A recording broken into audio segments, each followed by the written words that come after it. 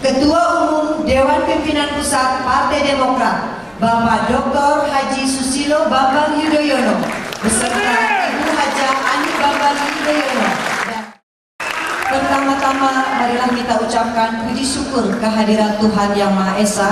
Hari ini kita berkumpul di sini di Gedung Puri Begawan Kota Bogor untuk menyaksikan acara debat bernegara beserta konvensi calon presiden Partai Demokrat 2014. Hadirin yang kami hormati, kita masuki acara berikutnya, yaitu sambutan dari Ketua Komite Konvensi Capres Partai Demokrat, Bapak Muhammad Mahfud Basuni SH. Assalamualaikum warahmatullahi wabarakatuh. Selamat sore dan salam sejahtera untuk kita sekalian. Yang saya hormati Ketua Umum DPP Partai Demokrat beserta Ibu Ani Bambang Yudhoyono dan seluruh jajaran pimpinan Partai Demokrat. Yang saya hormati para calon presiden, Bapak Ibu hadirin sekalian yang berbahagia. Puji syukur kehadirat Allah Subhanahu wa taala, Tuhan Yang Maha Esa, yang atas perkenannya kita dapat berkumpul di Puri Begawan Bogor ini dalam rangka menghadiri dan menyaksikan debat bernegara yang diselenggarakan oleh Komite Konvensi Partai Demokrat.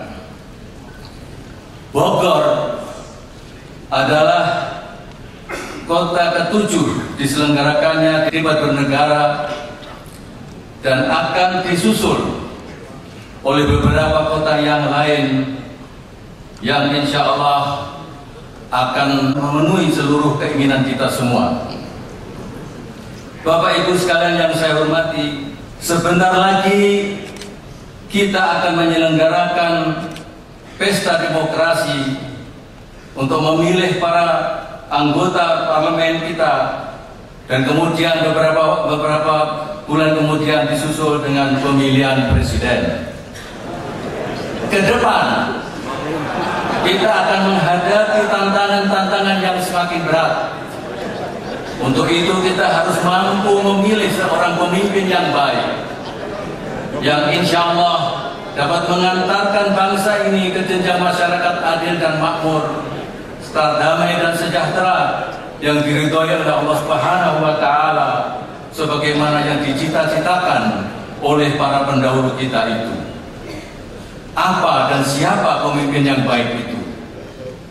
Pemimpin yang baik adalah seorang pemimpin yang dengan antusias memberikan apresiasi dan dukungan terhadap hasil upaya yang telah dan sedang dilakukan pendahulunya.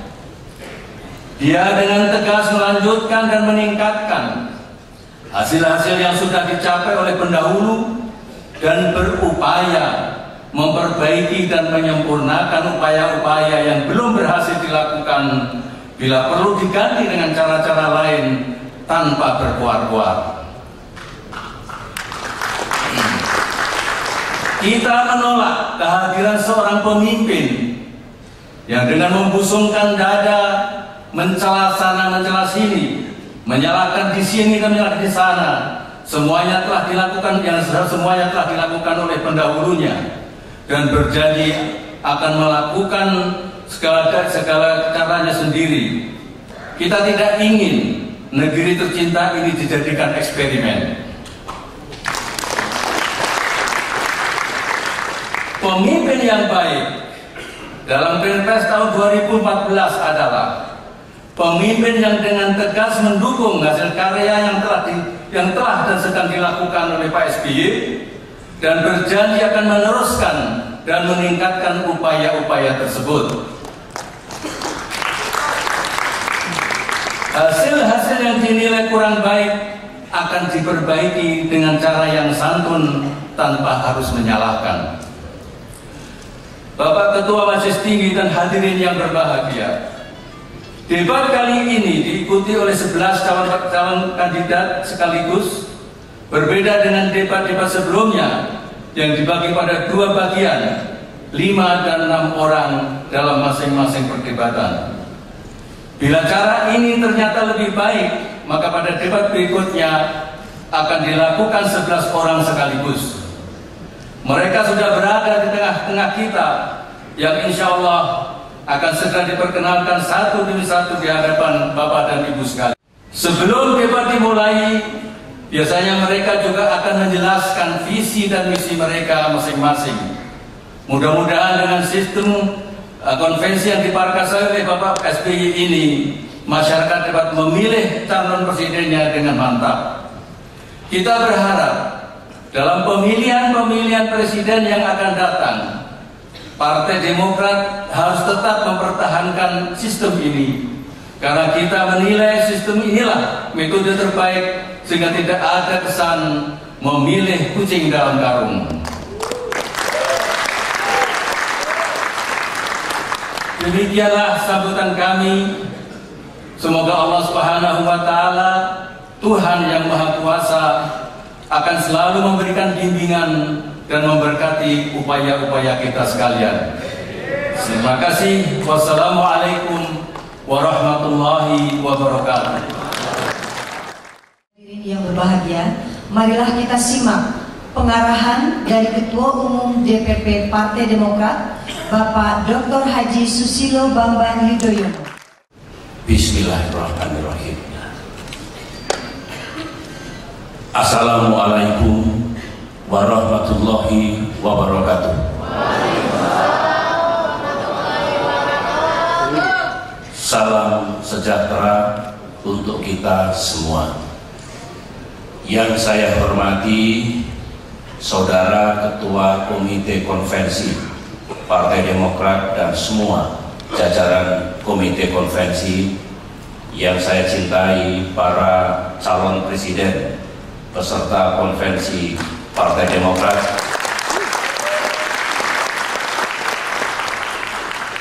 para pemimpin dan kader Partai Demokrat yang hadir pada acara yang penting ini, hadirin sekalian yang saya hormati.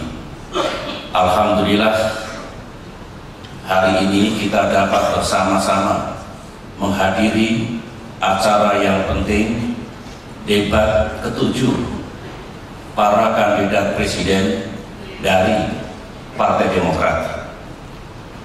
Sebelum saya menyampaikan harapan dan ajakan saya kepada saudara semua, terutama para kandidat konvensi Partai Demokrat, saya ingin menyampaikan 2 hal.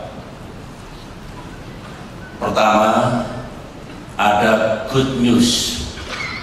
Selama ini survei yang muncul di arena publik dikatakan bahwa elektabilitas Partai Demokrat begitu rendahnya dibandingkan dengan sejumlah partai yang seolah-olah begitu tingginya.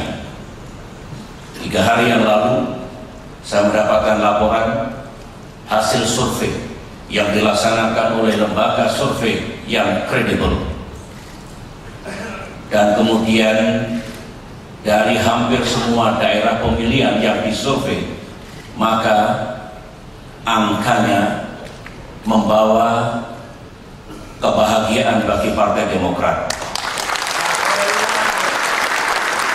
Memang dalam survei itu yang dilaksanakan 10 hari yang lalu selama 1 minggu, Demokrat masih nomor 3, nomor 1 dan nomor 2 partai lain, tetapi jaraknya tidak menyeramkan. Di berbagai survei seolah-olah Demokrat hanya 7%, partai lain sampai 25-30%. Survei yang baru saja dilaksanakan, jaraknya dengan yang paling tinggi 6%, dengan yang nomor 2 5%. Artinya apa? Jika kita pandai melakukan sesuatu secara cerdas dan tetap baik, Allah akan menolong kita. dan elektabilitas kita bisa meningkat lagi sebelum tanggal 9 April 2014 nanti. Itu yang pertama. Yang kedua, untuk diketahui, kalau saya berbicara di mimbar debat bernegara ini, sebagaimana saudara ketahui, saya bukan capres. Saya hanya mantan capres. Saya tidak akan ikut berdebat, meskipun saya veteran debat presiden. Saya mengajak, marilah kita dengar nanti pemikiran dan pandangan putra-putra terbaik bangsa yang memiliki modal yang besar, yang sangat layak untuk menjadi pemimpin Indonesia setelah pemilihan umum tahun 2014 ini. Mari kita dengarkan bersama-sama dengan baik nanti. Saudara-saudara, tahun 2014 ini kita insya Allah akan memilih presiden baru, presiden pengganti saya, yang mulai 20 Oktober mendatang akan resmi menjadi pemimpin kita. Kita berdoa kepada Allah Subhanahu wa Ta'ala, semoga rakyat Indonesia memilih presidennya yang baru dengan tepat dan benar. Presiden pemimpin baru kita nanti yang akan menjaga dan melanjutkan hal-hal yang sudah baik dan bisa memperbaiki semua hal yang belum baik. Itulah hakikat tugas pemimpin di negeri tercinta ini. Demokrasi yang tengah kita jalankan di negeri kita ini haruslah mampu memperkenalkan semua calon presiden yang akan berkompetisi pada pemilihan presiden tahun ini. Diharapkan rakyat Indonesia yang jumlahnya lebih dari 240 juta dan yang akan memilih mencapai sekitar 150 juta itu mengerti betul tentang integritas, karakter, dan kepribadian masing-masing calon presiden, mengerti betul tentang kapasitas dan kapabilitasnya, mengerti betul tentang rekam jejaknya, dan tentunya mengerti betul kesiapan orang seorang untuk sekian bulan mendatang langsung memimpin negeri dan menjalankan roda pemerintahan di Indonesia. Itulah yang harus dikenalkan oleh demokrasi kita, oleh politik kita. Konvensi Partai Demokrat yang kita selenggarakan ini tiada lain bertujuan untuk ikut memperkenalkan kandidat-kandidat yang mengikuti konvensi ini. Saya harus mengatakan 11 kandidat kita ini memiliki modal yang kuat, modal yang besar. Boleh tepuk tangan. Modal itu bisa berupa pengetahuan, pengalaman, maupun kemampuan. Kalau pihak luar negeri mendengar dan mengikuti konvensi Partai Demokrat yang berlangsung sekarang ini, dan kemudian mereka mengetahui bahwa peserta konvensi ini adalah mereka-mereka yang memiliki potensi besar untuk menjadi pemimpin. Di antaranya adalah 2 orang ketua parlemen kita di luar negeri disebut dengan speakers, Ketua DPR RI dan Ketua DPD RI. Ada menteri dan wakil menteri. Ada 2 jenderal berbintang 4. Ada gubernur. Ada rektor perguruan tinggi. Ada duta besar. Ada anggota lembaga tinggi negara. Saya harus mengatakan ke seluruh rakyat Indonesia dan kepada dunia peserta konvensi memiliki modal yang besar, potensi yang besar untuk menjadi pemimpin di negeri ini.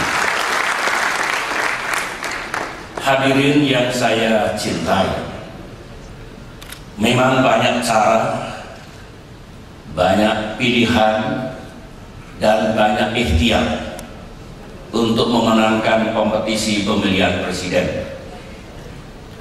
Ada yang habis-habisan beriklan, iklan politik. Ada yang mengandalkan survei dari satu survei dan survei yang lain. Menurut pendapat saya, kalau hanya iklan dan survei rasanya belum cukup.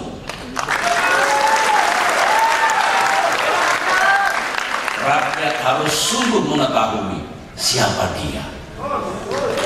Konvensi inilah dari tempat ke tempat, dari provinsi ke provinsi, dari isu ke isu. Bila mana rakyat mendengarkan dan media kita mau meliputnya secara fair dan berimbang, ini menjadi pendidikan politik yang baik.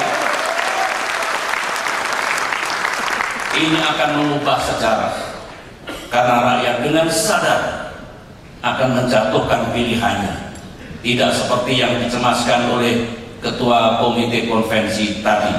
Jangan sampai rakyat Indonesia di dalam memilih presidennya nanti ibarat memilih kucing dalam karung. Pikirannya warnanya putih, ternyata hitam. Pikirannya bersih, ternyata tidak bersih. Tidak cukup dengan iklan, tidak cukup dengan survei. Harus ada plusnya. Plus inilah dari yang kita pilih sebagai bagian dari pendidikan politik yang baik. Saudara-saudara, di Banjarmasin beberapa saat yang lalu saya bertemu dengan para wartawan dan insan pers. Saya katakan waktu itu, karena ada yang bertanya kepada saya, yang penting capres itu yang populer atau yang kapabel? Saya katakan begini, ya, kalau ingin terpilih menjadi pemimpin, dalam hal ini presiden, ya mestilah dia disukai rakyat, memiliki elektabilitas yang tinggi. Begitu hukumnya, begitu doktrin politiknya. Tetapi kalau negara ini ingin maju, pemerintahan ini akan berjalan makin baik, maka mereka atau dia juga harus orang yang berkemampuan, yang cakap, yang siap untuk menjadi Presiden Republik Indonesia. Saya melihat 11 tokoh kita ini cakap, berkemampuan, dan siap.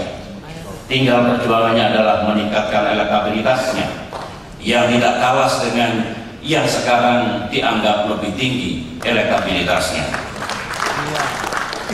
Jadi dua-duanya penting, dalam politik dua-duanya penting. Saya pengalaman dalam Pilpres 2004 dan 2009. Itulah yang ingin saya sampaikan. Terima kasih Komite Konvensi atas kerja kerasnya. Terima kasih semua jajaran Partai Demokrat atas segala upayanya. Dan kemudian selamat berjuang para kandidat.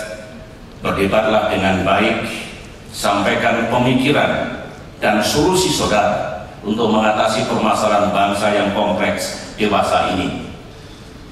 Lebih baik tidak berjanji yang muluk-muluk, janji-janji yang hampir pasti tidak bisa dilaksanakan, tetapi sampaikan pandangan jernih saudara, solusinya, kebijakannya, dan langkah-langkah yang harus dilakukan jika Allah menakdirkan salah satu di antara saudara menjadi Presiden Republik Indonesia di masa depan. Itulah yang ingin saya sampaikan. Marilah kita terus berusaha bersama-sama sambil memohon ridho dan pertolongan Allah Subhanahu wa Ta'ala, dan manakala jalannya kita tempuh lurus, benar, bersih, maka Tuhan akan menolong kita. Selamat berjuang. Assalamualaikum warahmatullahi wabarakatuh. Marilah kita sama-sama doa bersama. Assalamualaikum warahmatullahi wabarakatuh.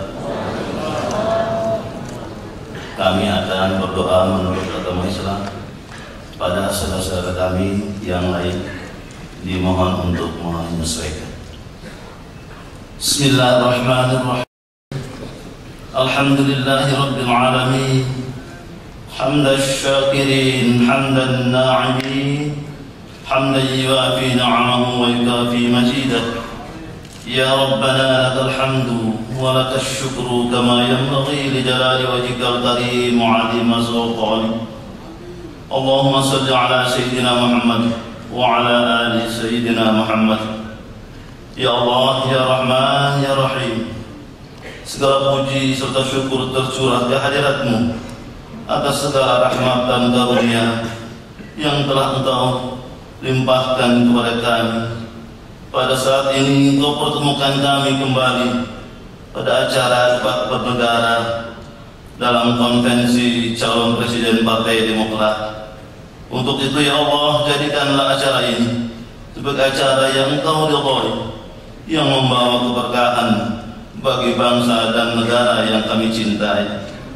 Ya Allah, ya Qawiyyun, melalui momentum acara ini, kiranya Engkau jadikan sebagai pintu dan jalan bagi bangsa dan negara kami untuk mendapatkan seorang pemimpin yang adil, arif dan bijaksana, serta mampu melaksanakan tugas dan kewajibannya dengan penuh tanggung jawab di bawah bimbingan dan pertolongan taufik dan hidayah-Mu. Ya Allah, ya Ali, pancarkanlah cahaya kebenaran di hati kami, pendengaran dan penglihatan kami, pada lisan dan semua jiwa raga kami, agar kami dapat melihat kebenaran itu tampak jelas benar dan kami mampu untuk mengikutinya, serta melihat yang salah tampak jelas salah dan kami mampu untuk menjauhinya. Ya Allah yang Maha Mulia, anugerahkanlah kepada kami kecerdasan dalam berfikir, kesungguhan dalam berkarya, keikhlasan dalam bekerja, dan kemudahan dalam segala urusan, agar kami dapat membangun negeri baldatun thayyibatun wa rabbun ghafur. Ya Allah, Tuhan yang Maha Pengampun, ampunilah dosa-dosa kami, dosa-dosa para pemimpin kami, dan dosa kaum muslimin dan seluruh bangsa Indonesia. Ya Allah, ya mujibas sa'ilin, kabulkanlah doa dan permohonan kami. Rabbana taqabbal minna innaka antas sami'ul alim wa tub 'alaina innaka antat tawwabur rahim. Rabbana atina fid dunya hasanah wa fil akhirati hasanah wa qina 'adzabannar. Walhamdulillahi rabbil alamin. Memasuki acara puncak atau acara inti dari acara ini, yaitu acara debat bernegara calon presiden peserta konvensi Partai Demokrat. Dan debat bernegara kali ini akan mengambil tema khusus, yaitu kesejahteraan rakyat dan hubungan internasional. Debat bernegara ini akan dipandu oleh dua orang moderator yang sudah tidak asing lagi. Mereka adalah Saudari Tina Talisa dan Profesor Dr. Imam Suseno, akademisi dari IPB. Baiklah, Teh Tina dan Pak Suseno sudah siap. Kita panggilkan ke-11 calon presiden peserta konvensi Partai Demokrat. Yang pertama, inilah Dr. Haji Marzuki Ali SEMM.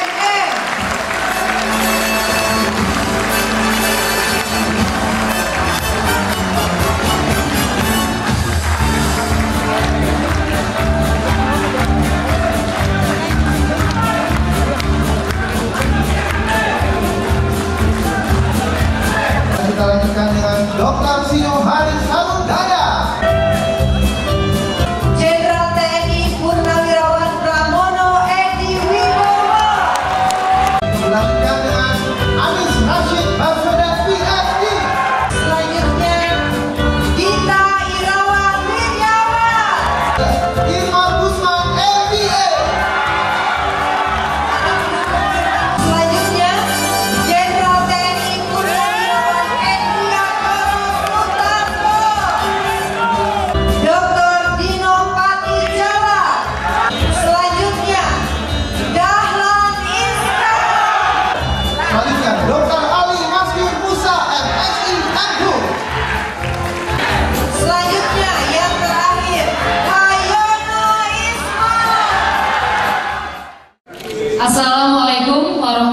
warahmatullahi wabarakatuh.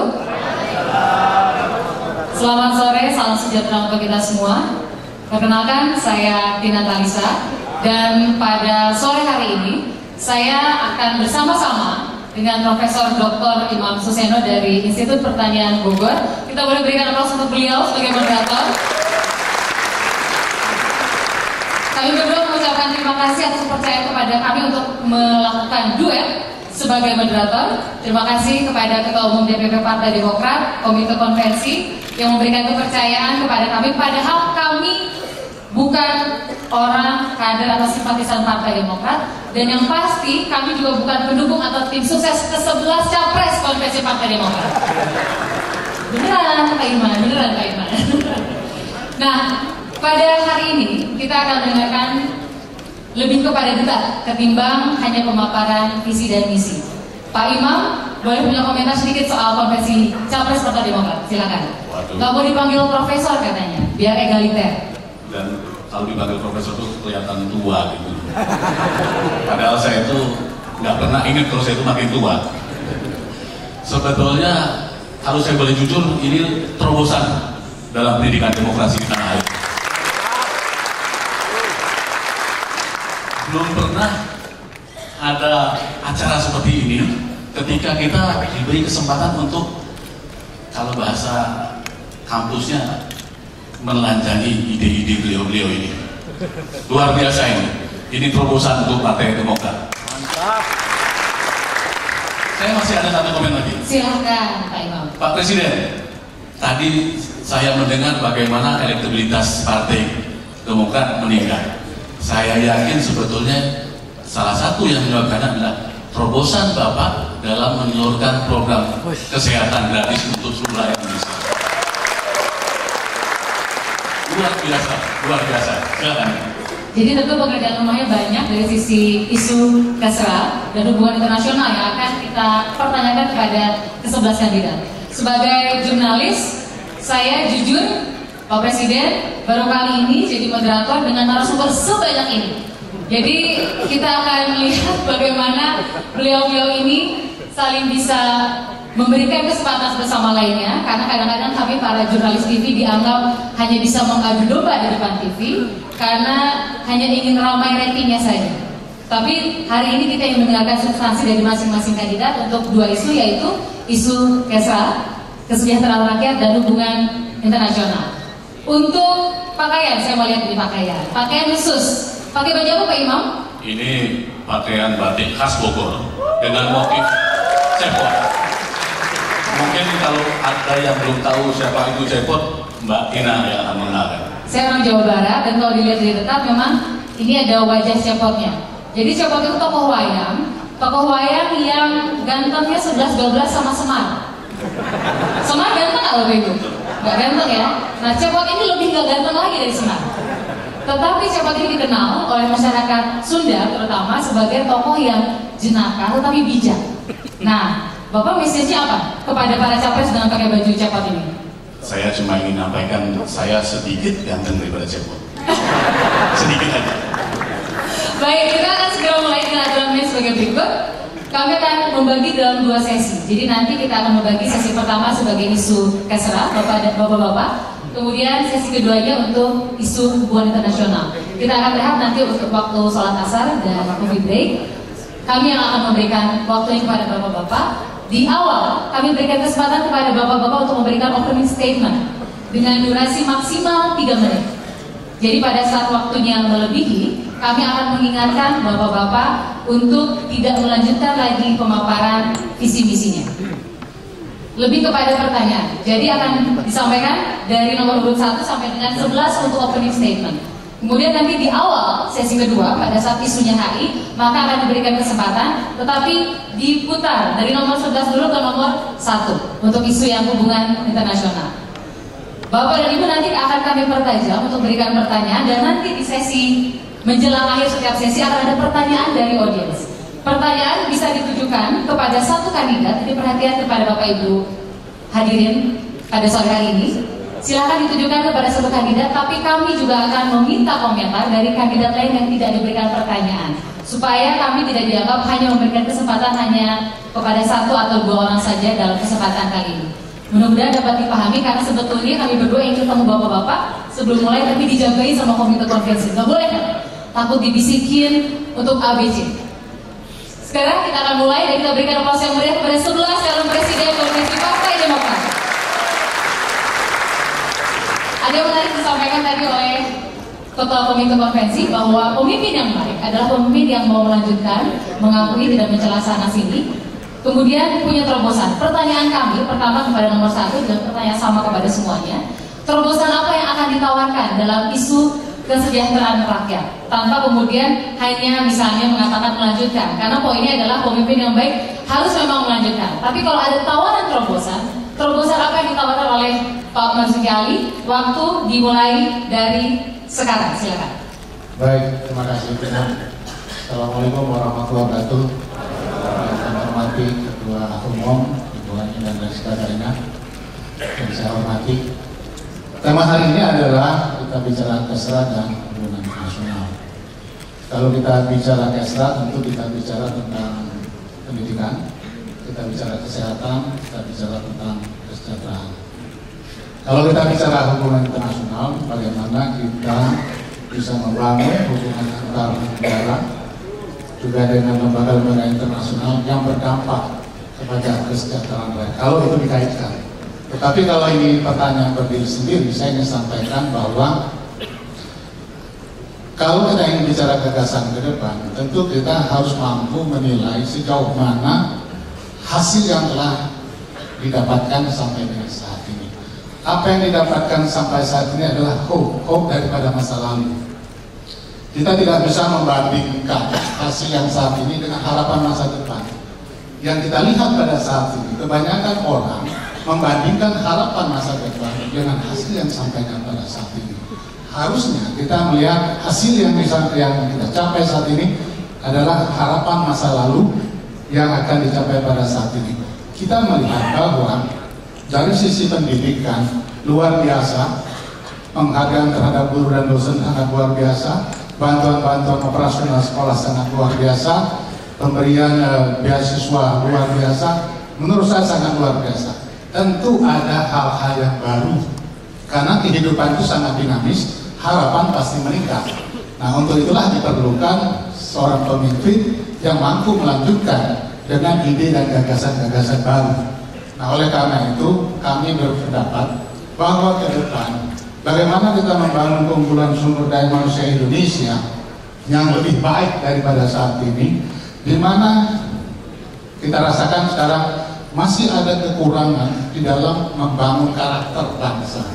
Nah, inilah yang harus kita penuhi. Bagaimana ke depan kita mampu membangun anak-anak kita dengan karakter sesuai dengan tantangan zaman. Bagaimana tantangan zaman ke depan? Karakter yang kuat, karakter yang jujur, karakter yang disiplin, karakter yang mempunyai daya juang yang luar biasa. Nah, ini yang harus dibangun sehingga kita mampu berkompetisi di era global yang akan datang. Saya kira itu dulu sebagai pembukaan. Terima kasih. Terima kasih Pak Marzuki. Sebelum waktu habis, saya akan mengingatkan sudah selesai. Terima kasih. Berikutnya untuk nomor urut 2, Bapak Sarundaya, kami persilakan. Proposal apa di bidang kesehatan? Assalamualaikum warahmatullahi wabarakatuh. Salam sejahtera bagi kita sekalian. Shalom. Yang saya hormati Bapak Presiden selaku Ketua Umum Partai Demokrat, yang saya hormati Ibu Haja Agus Susilo Bambang Yudhoyono, yang saya hormati para fungsionaris Partai Demokrat pusat dan daerah, hadirin yang berbahagia, para moderator. Kami telah mendapatkan judul bahwa ada korelasi antara hubungan luar negeri dengan kesejahteraan atau kesejahteraan dengan hubungan luar negeri. Memang kedua ini mempunyai korelasi yang sangat penting. Sebagai contoh bahwa berbicara tentang kesejahteraan, apa yang telah dilaksanakan oleh pemerintahan sekarang ini di bawah pimpinan Bapak Presiden kita yang sama-sama kita cintai, ialah telah memberikan kepenuhan sandang, pangan, papan, pendidikan, kemudian juga kesehatan dan rasa aman dan nyaman. Sederhana tetapi sangat fundamental, harus diakui. Dan korelasi internasionalnya, sebagaimana kita ketahui bersama bahwa PBB telah membentuk suatu forum, ialah dalam rangka bagaimana negara-negara berkembang dan negara maju memilih tokoh-tokoh dunia yang terkemuka sekarang, ialah para eminent person kita, ya, termasuk Bapak Presiden kita sendiri bersama Ellen Johnson Sirleaf sebagai Presiden Liberia dan Perdana Menteri Inggris David Cameron. Bapak Presiden kita menjadi co-chair dalam rangka mempersiapkan pembangunan dunia post 2015. Ya. Ini adalah betul-betul bagi Indonesia suatu rahmat, suatu kebahagiaan, karena Indonesia di bawah pimpinan Bapak Presiden kita dikenal dunia, dan Indonesia sekarang dihormati dan mendapatkan kewibawaan kita berhasil, ya. Bahkan kita berhasil menyusun konsep kesejahteraan dunia post 2015 yang akan datang. 8 hal yang telah kita buktikan demi kesejahteraan rakyat kita, ialah kemiskinan, kemudian pengangguran, kemudian sanitasi lingkungan, air bersih, kemudian pembangunan perempuan, dan sebagainya. Dan perlu kita ketahui bahwa di dunia ini sekarang ini telah bergeser dan makin bergeser, bukan lagi pertentangan ideologi, tetapi 7 miliar manusia di dunia ini sedang membutuhkan sumber pangan mereka, sumber energi, dan juga justru mengenai energi. Ini ibu-ibu, bapak-bapak sekalian, bertalian erat dengan kesejahteraan. Oleh karena itu, state security harus betul-betul berhubungan dengan human security. Hadirin, kami mohon tenang. Terima kasih Pak Sarunjaya.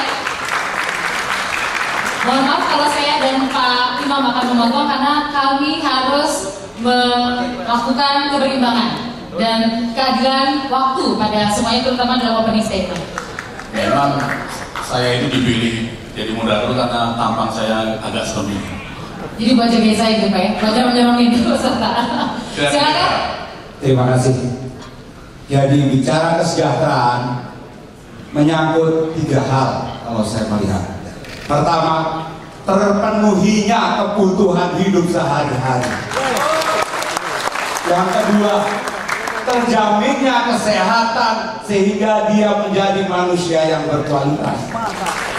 Yang ketiga, jangan lupa pendidikan juga menjadi utama. Mengapa 3 hal ini saya katakan penting? Kalau seseorang mendapatkan pendidikan tinggi tapi tidak sehat, bagaimana dia akan mengeksploitasi kemampuannya untuk meningkatkan taraf hidupnya, untuk memajukan kesejahteraan keluarganya? Jadi 3 hal itu yang penting. Terpenuhinya kebutuhan hidup sehari-hari adalah bahan kebutuhan tersedia, terbeli, mudah didapatkan. Itu tujuan. Sedangkan apa yang dilakukan oleh pemerintah yang sekarang kita lihat, pendidikan ada bos. Selanjutnya untuk rakyat miskin, raskin. Ada lagi yang namanya UMKM, ada yang namanya di situ bantuan kepada masyarakat yang rumahnya atau bedah rumah yang sebelumnya tidak pernah dilakukan oleh pemerintah sebelumnya. Ini harus diakui oleh dunia, harus diakui oleh Indonesia. Banyak hal positif, banyak hal yang sudah dilakukan oleh pemerintahan saat ini. Saya mengatakan apa yang sudah ditingkatkan atau apa yang sudah dilakukan oleh pemerintah sekarang mungkin belum semua bisa dilakukan. Pemimpin yang akan datang harus melanjutkan yang baik, harus menyempurnakan yang belum sempurna.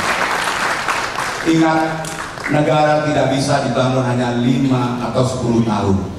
Negara dibangun ratusan tahun. Negara harus melihat juga pemimpin-pemimpin sebelum SBY pun ingin membangun Indonesia. Mungkin ada yang belum sampai. Sedangkan untuk hubungan internasional, yang harus diingat adalah kesetaraan antara negara-negara yang duduk di kawasan yang sama.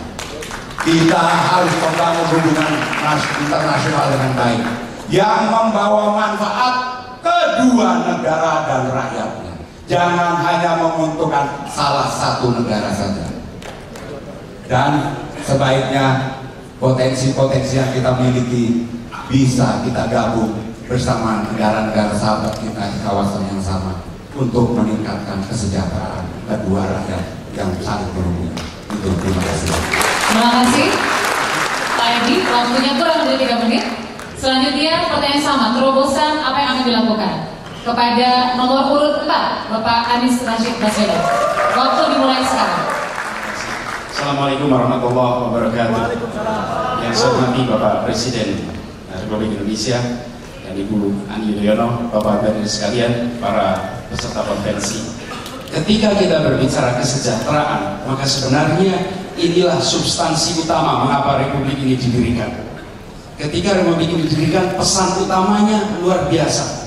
Memajukan kesejahteraan umum, mencerdaskan kehidupan bangsa, dan ikut melaksanakan ketertiban dunia yang berdasarkan pada kemerdekaan, perdamaian abadi, dan keadilan sosial. Apa yang menarik ketika hari ini temanya adalah kesejahteraan dan hubungan internasional, para pendiri Republik ini sudah langsung mengaitkan bahwa ya akan ada kaitan yang kuat antara hubungan internasional, kondisi internasional dengan masalah kesejahteraan. Siapa yang mengira di tahun 40-an bahwa krisis yang terjadi di sebuah tempat tahun 2008 punya efek pada berbagai negara di seluruh dunia? Siapa yang membayangkan akan ada masalah lingkungan hidup, global warming yang efeknya mendunia? Tantangan kita hari ini begitu berbicara kesejahteraan, nomor 1 memastikan bahwa 3 hal fundamental tersedia dengan baik: sandang, pangan, papan. Ini fundamental. Yang kedua, memastikan kualitas manusianya adalah berkualitas tinggi. Tanpa kualitas manusia yang baik, fasilitas infrastruktur itu tidak akan punya efektif. Dan disinilah kemudian menjadi kunci bagi kesejahteraan. Dan apabila kita lihat perolehan Indonesia hari ini, kita bicara tentang angka kemiskinan di antara berbagai negara berkembang, Indonesia merupakan fenomena yang luar biasa. Angka yang kita miliki menunjukkan bahwa kerja keras selama ini menunjukkan kita berhasil mengurangi angka kemiskinan. Yang ingin saya tawarkan ke depan adalah mengubah cara pandang. Developmental studies yang selama ini ada konsentrasinya pada pengurangan angka kemiskinan. Ini pandangan yang banyak bergerak dari barat. Kita sekarang sudah harus mulai mengembalikan sebagaimana yang diciptakan para pendiri Republik. Mereka tidak berencana mengurangi angka kemiskinan, memerangi kebodohan. Yang mereka lakukan adalah memajukan kesejahteraan umum. Konsepnya adalah meningkatkan kesejahteraan. Karena itu konsentrasinya pada apa? Aktivitas padat karya. Contoh yang dilakukan pemerintah terakhir ini adalah PNPM, program yang langsung merambah ke desa-desa, aktivitas padat karya. Ini adalah salah satu contoh bagaimana kita mendorong kesejahteraan bukan dengan pola bantuan subsidi, tapi dengan pemberdayaan. Dan melalui pemberdayaan ini, maka kesejahteraan yang didapat adalah kesejahteraan yang sifatnya permanen. Ke depan saya akan konsentrasi pada tone yang positif dan menjadikan kesejahteraan sebagai sebuah gerakan bersama. Terima kasih. Terima kasih, Mas Anies. Berikutnya kesempatan untuk Bapak Gita Wirjawan. Bisa. Assalamualaikum warahmatullahi wabarakatuh. Sampurasun. Yang saya hormati Pak SBY beserta Ibu Ani dan Bapak Ibu sekalian. Perekonomian Indonesia adalah yang terbesar nomor 15 di dunia ini.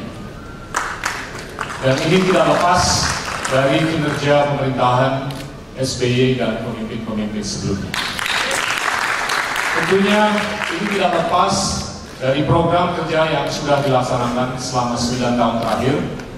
Izinkan untuk menyampaikan, termasuk KUR yang sudah diberikan kurang lebih 40 triliun per tahun, BOS tahun lalu 4 triliun, PNPM, BLSM, dan triliunan rupiah lainnya yang digelontorkan bukan hanya untuk meningkatkan kesejahteraan, tapi untuk kepentingan pro-growth, pro-job, pro-kur, dan pro-environment. Tentunya kita menyaksikan pertumbuhan ekonomi yang begitu dahsyat dalam 9 tahun terakhir, di mana PDB per kapita kita meningkat 4 kali lipat. Dan ini lebih daripada apapun yang kita saksikan sebelumnya. APBN juga meningkat lebih dari 4 kali lipat dalam 9 tahun terakhir. Tentunya ini telah mengeluarkan kesejahteraan yang sangat bisa dirasakan oleh begitu banyaknya di tanah air kita ini. Dan ini juga ditopang dengan aktivitas-aktivitas yang membanggakan kita semua, di mana kita telah berhasil melunasi utang kita pada CGI dan IMF. Kita juga berhasil untuk menyelesaikan sengketa dan embargo bersenjata di beberapa tempat, termasuk di Aceh. Kita juga bangga bahwa kita melaksanakan event-event internasional yang meningkatkan relevansi Indonesia dalam konstruksi geopolitik, termasuk di APEC, di mana kita mengedepankan semangat pertumbuhan yang berkelanjutan, di mana di ASEAN Summit atau East Asia Summit kita menjembatani perbedaan pendapat antara kelompok-kelompok tertentu di kawasan ataupun di internasional. Kita juga menyuarakan aspirasi kita untuk penyelesaian kelestarian lingkungan di dunia kita. Kita juga menyelesaikan berbagai masalah multilateral trading system atau sistem multilateral untuk perdagangan dunia yang sudah deadlock selama 19 tahun. Dan kita juga telah berhasil menanamkan agar rakyat Indonesia itu bangga, bukan hanya atas program kerjanya, tapi atas kepemimpinannya. Jujur saja Bapak Ibu sekalian, untuk menyamai, untuk melampaui capaian atau prestasi yang sudah kita lihat 9 tahun tidak mudah. Tapi izinkan saya untuk meningkatkan kesejahteraan yang lebih kental dengan pemerataan, ini harus memerlukan pendekatan fiskal. Di mana kita bisa meningkatkan kantong atau dompet atau ruang fiskal kita agar kita bisa menggelontorkan lebih banyak lagi untuk kepentingan-kepentingan yang sudah disampaikan oleh teman-teman. Pak Gita, apakah itu ketahanan pangan, ketahanan energi, dan pembangunan infrastruktur. Insya Allah pemimpin yang lolos dari konvensi bisa menyelesaikan dan memperbaiki apapun. Terima kasih. banyak kawan-kawan. Gabung itu tuh memang sebentar-sebentar lama gitu ya. Kalau gagasannya banyak terasa sebentar sekali.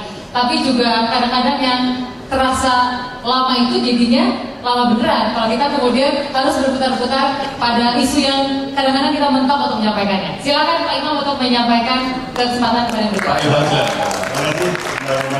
Assalamualaikum warahmatullahi wabarakatuh. Salam sejahtera buat kita semua. Selamat sore. Yang kita banggakan, yang kita hormati Pak SBY dan Ibu Ani yang berkenan hadir pada kesempatan yang berbahagia ini, dan seluruh jajaran pimpinan Demokrat dan teman-teman para peserta konvensi. Tadi sudah banyak yang disampaikan oleh sahabat-sahabat saya. Saya ingin hanya menambahkan beberapa hal. Pertama, sekarang ini tren dalam mengukur kesejahteraan rakyat itu tidak hanya semata-mata dilihat dari segi income per kapita. Disebut dengan Global Happiness Index. Jadi indeks kebahagiaan ya, manusia itu yang menjadi tren. Bahkan Inggris pun juga sudah merubah ya cara melihat kesejahteraan masyarakat. Bapak Ibu sekalian, dengan kemajuan yang telah dicapai sejak pemerintahan SBY yang telah kita termasuk member of G20, ekonomi kita nomor 1 terbesar di Asia Tenggara. Kalau dilihat dari indeks kebahagiaan yang menjadi ukuran daripada seorang manusia, kita jauh lebih baik daripada Korea Selatan, kita jauh lebih baik daripada kita jauh lebih baik dari negara-negara lain sudah sekali. Kenapa? Mungkin negara lain mendapat ya kekayaan materi, ya, tetapi dia tidak mendapat hal yang lain. Tetapi di sini kita mendapat banyak hal spiritual, kita bisa laksanakan yang baik. Kemudian kebebasan, kita adalah negara demokrasi yang terbesar ketiga di dunia, nomor 1 di Asia Tenggara. Dan ini merupakan dasar-dasar pembangunan yang memberikan kesempatan kepada kita semua untuk mendapatkan akses ekonomi. Nah, dengan apa yang dilakukan oleh Pak SB dari awal 2004, kita bisa melihat ya bagaimana budget kita dari 400 triliun sekarang melonjak menjadi 1.800 triliun US dollar, dan sebagian besar ini diberikan kepada kegiatan sosial, kegiatan kesra yang sudah disampaikan. Bahkan kita adalah negara yang menjamin kesehatan seluruh warga negara tanpa perkecualian. Ini 250 tahun kemudian Obama baru bisa memberikan ini, Bapak-Ibu sekalian. Inilah menurut saya sebuah prestasi besar yang telah diletakkan oleh pemerintahan SB, dan ini harus kita lanjutkan dan kita tingkatkan. Tentu kalau dilihat dari kemiskinan yang angkanya sudah jauh menurun sampai 11%, juga pengangguran sampai 5%, dan tentu biasa karena Pak SB dulu kuenya belum ada, apa yang berbagi, itu pertumbuhan yang lebih didorong. Kemudian setelah pertumbuhan tentu kita akan lebih memfokuskan untuk memberantas kemiskinan, dan menurut saya tentu dengan memprioritaskan pembangunan di mana rakyat kita berada, khususnya di sektor pertanian, dan di sana juga lah kemiskinan yang tinggi, dan mengembangkan industri manufacture, sehingga saya yakin ya 5 tahun sejak 2014 ya seandainya kita salah satu yang ditakdirkan untuk memimpin bangsa dengan bimbingan Pak SB, tentu kita akan bisa mencapai apa tujuan kita bernegara. Dan inilah landasan awal untuk menjadi Indonesia yang insya Allah pada 1 abad 2045 adalah negara salah satu yang terkemuka di dunia ini. Terima kasih Pak Imam Bisman. Silakan Jenderal. Assalamualaikum warahmatullahi wabarakatuh. Yang saya hormati Ketua Umum Partai Demokrat Ibu Ani, serta seluruh unsur pimpinan Partai Demokrat, bahwa kesejahteraan umum bagi rakyat itu adalah kewajiban seorang pemimpin, terlebih pada level seorang presiden. Orang yang dipilih secara politik untuk menjadi pemimpin itu minimal punya 2 kewajiban. 1, memberikan kesejahteraan sebagai amanat kepada yang memilihnya. Yang kedua, memberi rasa aman. Oleh karena itu pemerintah-pemerintah sebelumnya sampai dengan hari ini, kalau pemerintah itu bekerja untuk mensejahterakan dan memberikan rasa aman adalah sesuatu yang memang menjadi amanat dari mereka yang terpilih sebagai pemimpin. Masalahnya adalah bahwa bangsa ini, suatu bangsa Indonesia ini bangsa yang besar. Besar dalam jumlah penduduknya, besar dalam luasnya wilayah, sehingga akibatnya pun permasalahannya menjadi kompleks. Sangat wajar lalu kemudian dalam perjalanannya 5 sampai dengan 10 tahun suatu pemerintahan itu belum akan bisa menghasilkan sesuatu yang maksimal dengan kompleksitas masalah yang dihadapi. Oleh karenanya pemimpin berikutnya yang dipilih oleh rakyat, yang paling penting adalah mampu untuk mendeteksi atau menganalisa mana hal-hal yang masih belum tertangani secara maksimal karena memang kompleksitas yang luar biasa dari bangsa ini, dan kemudian punya gagasan, punya visi untuk bagaimana setelah melihat ada hal-hal yang belum secara maksimal dilakukan oleh pemerintahan-pemerintahan sebelumnya atau belum optimal dilakukan, lalu kemudian kita memperbaikinya, kita terus menyempurnakannya.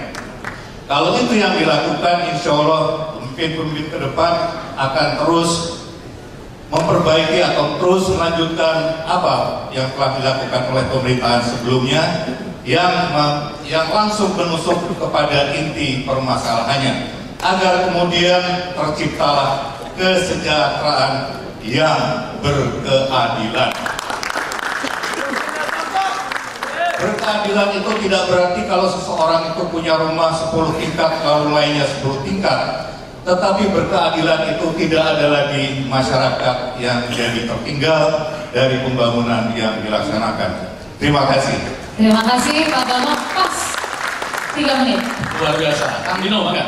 Terima kasih. Assalamualaikum warahmatullahi wabarakatuh. Bapak Presiden dan saya katakan di sini Pak, karena 5 tahun atau 6 tahun saya duduk di belakang Bapak sebagai pencatat, dan sekarang saya bisa berdiri di sini di panggung dan disaksikan oleh Bapak Presiden. Tapi inilah justru makna kebesaran dan kekhususan dari konvensi Partai Demokrat ini, yaitu Bapak Presiden tidak pernah bertanya sukunya dari mana, seorang Minang, ya kan? Pak Sarunai tidak pernah ditanya agamanya apa. Semua orang apapun agamanya, apapun sukunya mendapat kesempatan yang sama untuk maju dan menjadi pemimpin. Dan ini sebabnya saya percaya pada konvensi ini, karena saya benar-benar percaya Pak, kunci dari masa depan Indonesia bukan hanya demokrasi, tapi demokrasi plus meritokrasi. Dan tujuan saya ikut dalam konvensi ini, saya ingin istilah meritokrasi ini mau wabah ke seluruh rakyat Indonesia. Meritokrasi itu semua mempunyai peluang yang sama, dan semua orang diukur atas kemampuannya sendiri-sendiri. Nah, mengapa ini penting? Karena inilah menurut saya kunci dari masa depan Indonesia. Saya ada satu statistik yang menarik. Selama 1800 tahun, antara tahun 0 sampai 1800, umat manusia outputnya tuh hanya naik 50%. Percaya atau tidak? Apa yang terjadi? Indonesia dalam 10 tahun terakhir outputnya tidak naik hanya 50%, tapi di bawah pemerintahan SBY naik 400%. Umat manusia 1800 tahun 50%, Indonesia 10 tahun terakhir 400%. Luar biasa kan? Tepuk tangan.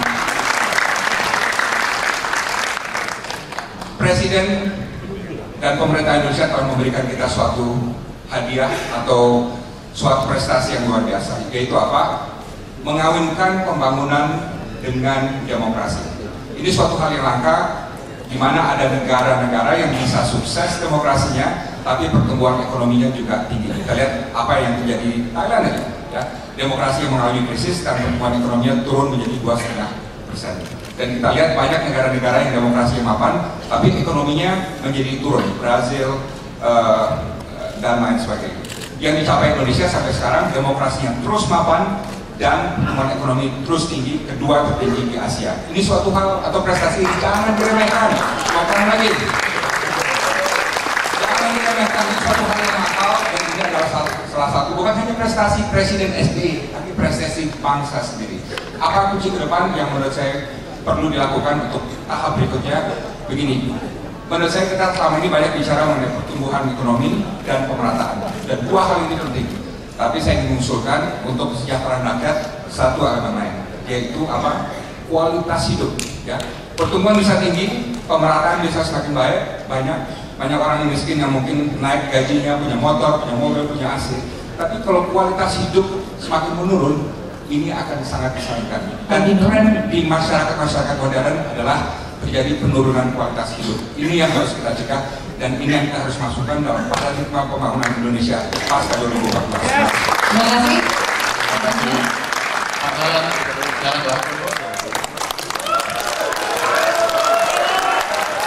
Assalamualaikum warahmatullahi wabarakatuh.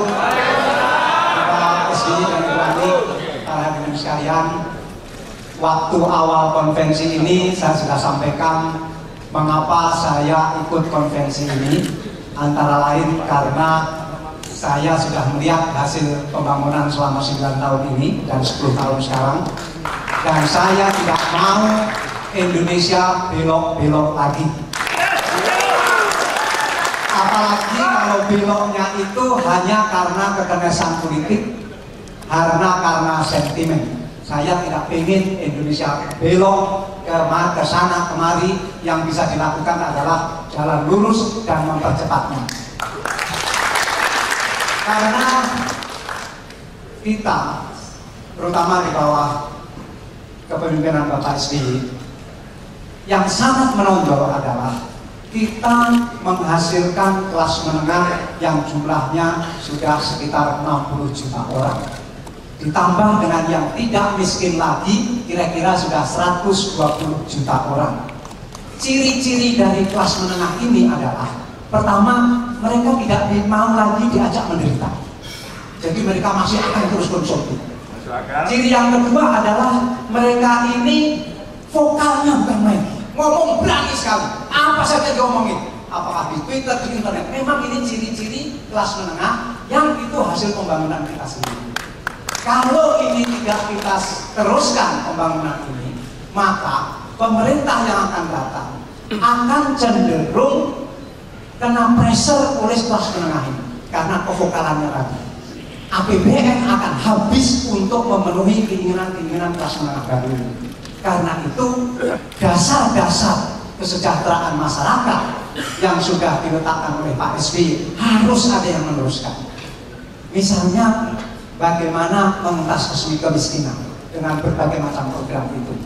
Jadi bukan sekedar ini slogan, tetapi ada bahaya baru, yaitu bahaya yang datang dari kelas menengah baru ini, yang mereka akan semakin terpinggirkan kalau tidak ada pembelaan dari pemerintah yang akan datang hanya karena pemerintahnya pengen belok itu saja.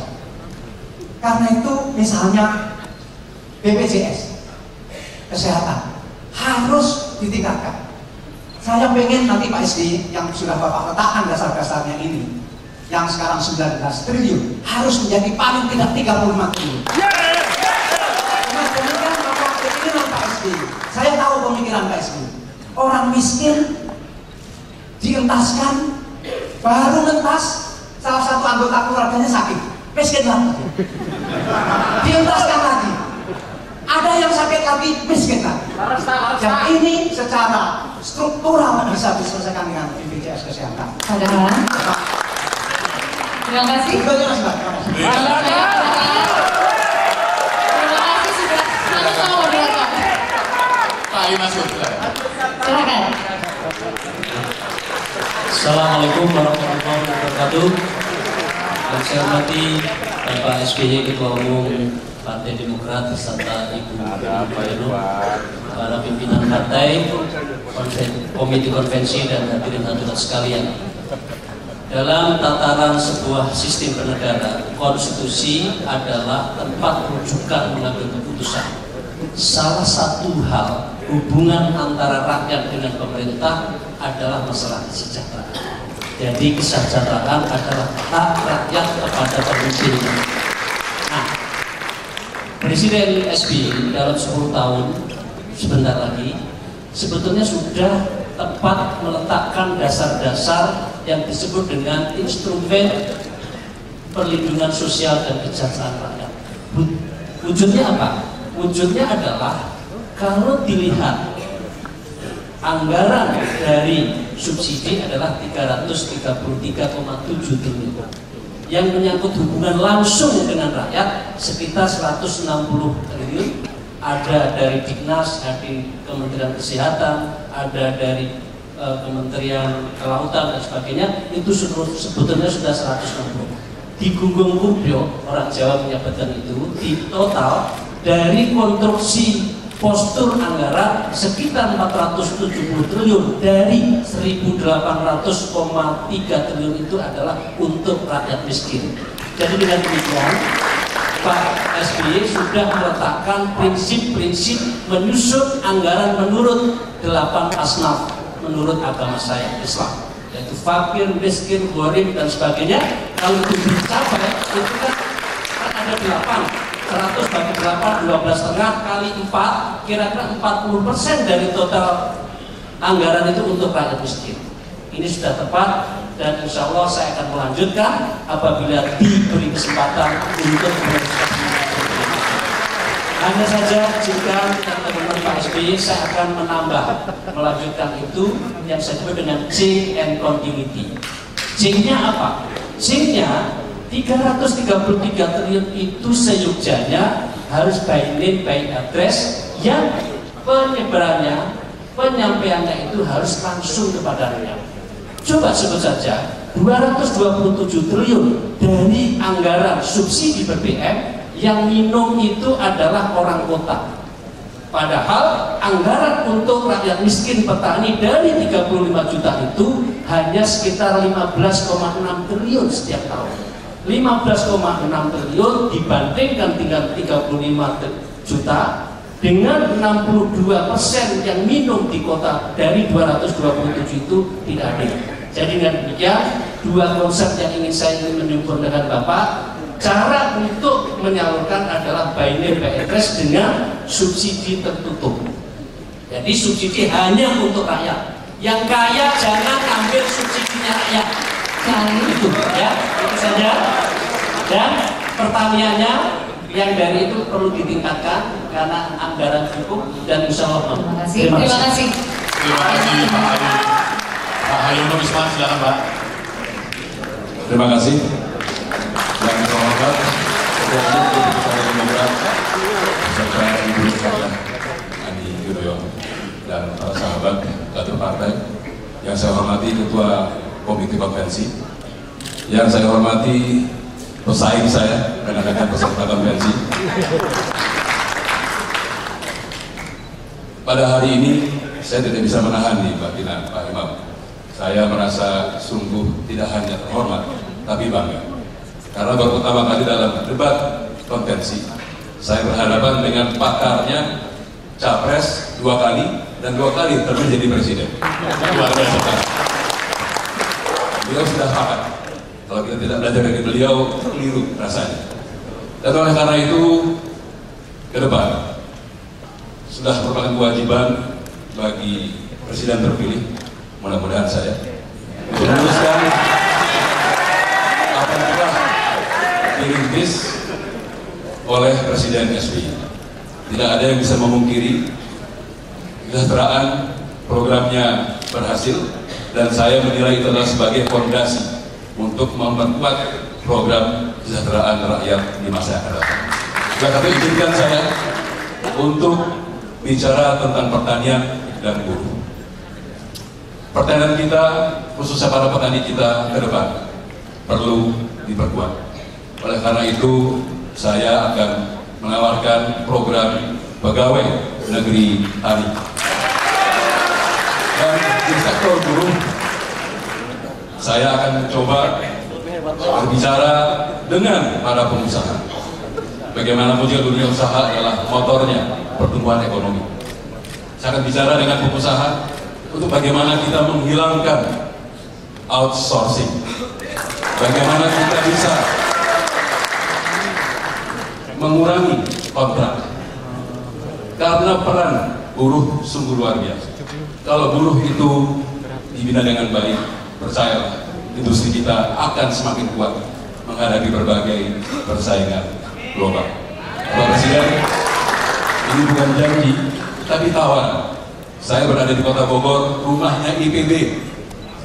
Kenapa kok sampai hari ini mahasiswa anak-anak muda tidak mau menjadi petani? Ini tantangannya, termasuk saya. Berarti profesi petani memang masih profesi kelas 2. Oleh karena itu kesejahteraan rakyat saya akan arahkan memperkuat petani dan buruh. Sehingga visi saya, Indonesia maju dan kokoh berlandaskan gotong royong dapat berubah. Demikian. Luar biasa. Terima kasih. Kita dengarkan opening statement dari ke-11 kandidat. Boleh kita berikan tepuk tangan yang meriah untuk ke-11 kandidat. Beliau-beliau ini memiliki posisi background pengalaman-pengetahuan yang luar biasa. Tapi saya yakin kalau harus berdebat di depan Pak Presiden, ada deg-degannya. Ada nggak Bapak? Ada deg-degan Bapak-Bapak? Kalau masih hidup deg-degan. Waktunya kurang itu tidak. Kurang. Nah, kita akan mempertajam. Saya kasih kesempatan pertama Pak Imam. Mau ke siapa dulu? Silakan Pak. Saya ke Pak Irman Gusman. Ya Pak Irman. Pernyataan Bapak tadi luar biasa mengenai indeks kebahagiaan tadi. Perlu kita ketahui, masyarakat Korea Selatan itu relatif homogen. Mungkin ada beberapa suku tapi minor, tidak terlalu besar bedanya. Indonesia itu Pak Imam boleh lebih dekat? Jarak mikrofon dengan mulut Pak Imam. Sorry, dikira bisik-bisik ya. Oke. Indonesia terdiri dari banyak sekali suku bangsa, di mana hal-hal ini akan menjadi faktor yang cukup rumit dikelola. Itu pertama. Kedua, sebetulnya indeks kebahagiaan seperti apa sih yang Pak yang kita kejar ini? Poin-poinnya itu di mana? Ya, tadi kan saya jelaskan ya seperti yang disampaikan juga tadi oleh Mas Dino. Ya, kita ini satu pihak pembangunan ekonomi kita relatif termasuk yang tercepat di dunia. Kita salah satu negara yang pertumbuhan ekonominya tercepat. Kemudian pembangunan demokrasinya juga cepat. Ini sulit biasanya, ya. Tapi pada zaman Pak SBY, dua-dua ini bisa berjalan. Kebebasan berekspresi, berpendapat, agama, ya semuanya bisa kita lakukan. Ya, jadi kita nggak ada lagi yang apa ya? Di Korea Selatan orang untuk mendapatkan peningkatan materi, mereka itu kerja keras segala macam ya. Di sini dikasih gitu. Bukan, artinya tingkat kesulitannya tinggi, gitu ya. Stresnya tinggi. Makanya Korea Selatan itu tingkat bunuh diri yang paling tertinggi. Ya. Tapi begini Pak, karena sasarannya adalah sekedar mengejar pertumbuhan materi. Padahal kehidupan kita kan bukan hanya soal materi, tapi lahir dan batin. Sehingga membuat indeks global happiness index kita ini jauh lebih baik dari berbagai negara maju. Makanya Inggris pun juga yang melakukan perubahan dalam perencanaan pembangunannya, tidak lagi berdasarkan sekedar per kapita, juga ukuran-ukuran lain, ya masalah rumah tangga, masalah spiritual, hubungan sosial dan sebagainya. Sebab kalau hanya mengejar pertumbuhan ekonomi semata, ini mengorbankan banyak hal, ya rumah tangga dan sebagainya. Di kita relatif kita lihat, ya kalau kita ke daerah kemanapun, itu ternyata masyarakatnya bahagia. Ya, jadi tidak kalau suka di negara sudah mapan establis, itu sedikit aja kepentingannya berkurang, ributnya luar biasa. Jadi hal-hal ini menurut saya sudah positif ini harus kita kelola. Ya, yang paling penting adalah apa yang telah dicapai dalam 10 tahun yang fenomenal ini, kita ingin mempertajam saja. Yang mana saudara-saudara kita yang belum beruntung, ya ini yang harus kita tinggalkan. Baik, Mas, bersama dulu Bapak. Pak, ini pertanyaan kalau Bapak sampaikan orang Indonesia itu lebih bahagia. Iya. Berarti sebetulnya dalam tanda petik orang Indonesia itu lebih gampang atau standar bahagianya lebih rendah dibanding negara lain, betul Bapak? Enggak juga. Ya kan kebahagiaan itu kan dalam batin. Ya, kebahagiaan kita berekspresi. Lalu indeks-indeks apa kok yang menentukan faktor apa? Tingkat kebahagiaan tadi. Jadi kalau kita keluarkan bicara seperti matematik lah ya, itu kan fungsi. Lalu ada faktor-faktor. Apa saja faktor-faktornya itu? Dan jangan lupa orang Korea relatif lebih mungkin dari orang Indonesia, ya mungkin secara teoritis juga agak sulit dikelola. Ya, jadi itulah makanya malah lebih sulit pun ya. Alhamdulillah kita juga lebih baik. Jadi saya menjadi presiden Indonesia jauh lebih sulit daripada menjadi presiden di Amerika. Exactly. Jadi itu lebih sulit jadi presiden di Indonesia, tapi masyarakatnya lebih gampang dibuat bahagia. Tidak gampang. Oh, nggak gampang. Justru kena pendekatan sosial. Artinya, marilah kita bersyukur apa yang kita boleh. Ya, dalam banyak hal kita telah mencapai sesuatu hal yang fenomenal. Ya, tapi ada yang kurang, mari kita perbaiki. Nah ini bersyukur lebih berbanyak sehingga seolah 2014 ke atas kita akan bisa berbagi. Boleh sedikit lagi. Boleh sedikit lagi. Boleh. Faktor di mana suku bangsa Indonesia begitu banyak. Ini kan suatu faktor yang lebih sulit dikelola untuk mencapai kebahagiaan tadi. Gimana itu? Setuju nggak dengan pendapat itu? Atau nggak ada pengaruhnya faktor suku bangsa yang banyak? Kalau saya di tahun 2000 itu saya masih anggota MPR, waktu keadaan kita lagi korupsi, kita nggak bangga jadi Indonesia tahun 99 2000. Itu ditulis dalam sebuah puisi oleh Taufik Ismail, aku malu jadi Indonesia. Ya, surat diplomasi mengatakan Pak Irman katanya, ini negara mukjizat. Ya, kenapa? Ribuan pulau, ratusan etnik, ya puluhan bahasa, tapi bisa bersatu menjadi bangsa Indonesia. Bayangkan di sana negara yang datarannya luas, hidup suku bangsa yang relatif sama, agamanya samawi, tetapi mereka terdiri dari berbagai negara, yaitu bangsa Arab sekarang. Dan kita tetap satu dan selamanya tetap menjadi NKRI. Bravo. Terima kasih. Saya mau Mas Dino. Mas Dino, pola meritokrasi apa yang dibayangkan dalam pikiran Mas Dino? Apa misalnya gaya Amerika dengan agility atau seperti apa? Terima kasih. Menurut saya pola di mana the best and brightest anak-anak putra-putra terbaik Indonesia bisa masuk di pemerintahan dan unggul di pemerintahan dan juga di partai politik, di panggung politik dan di masyarakat. Menurut saya dengan cara di birokrasi sendiri ya, mohon maaf, saya orang birokrasi, ini masih merupakan tantangan. Contohnya apa? Saya PNS, tapi ini rahasia umum, orang yang mengerjakan DP3 misalnya, ya, yang mengerjakan DP3, dia menilai sendiri angkanya, kemudian dikasih ke atasan, atasan yang hanya paraf. Ya. Dengan kata lain apa? Meritokrasi kan susah tuh dalam hal seperti itu. Kemarin saya bicara dengan Bupati Banyuwangi, dia melakukan suatu inovasi. Apa itu? Orang yang masuk menjadi PNS di Banyuwangi harus ada angka lulus di IPK-nya 3,5. Berarti apa? Yang terbaik diundang masuk untuk pemerintahan. Tapi menurut saya tantangan kita baik di pemerintahan, di birokrasi dan di parpol juga ya adalah bagaimana kita bisa menarik the best and brightest, bukan yang oportunis ya, bukan yang masuk parpol atau menjadi pemimpin untuk mencari nafkah, tapi untuk memberikan rakyat lebih banyak nafkah. Kalau Mas Dirun menyampaikan bukan masuk parpol untuk mencari nafkah, berarti Mas Dirun masih melihat fenomena itu di Indonesia? Kita harus jujur, fenomena itu ada. Fenomena itu ada, dan malah itu adalah hal yang perlu kita perbaiki ke depan, yaitu politisi-politisi yang idealis, yang idealis yang masuk dalam kancah politik seperti yang Pak SBY lakukan dulu, mendirikan parpol Partai Demokrat dengan penuh nasionalisme tapi juga idealisme.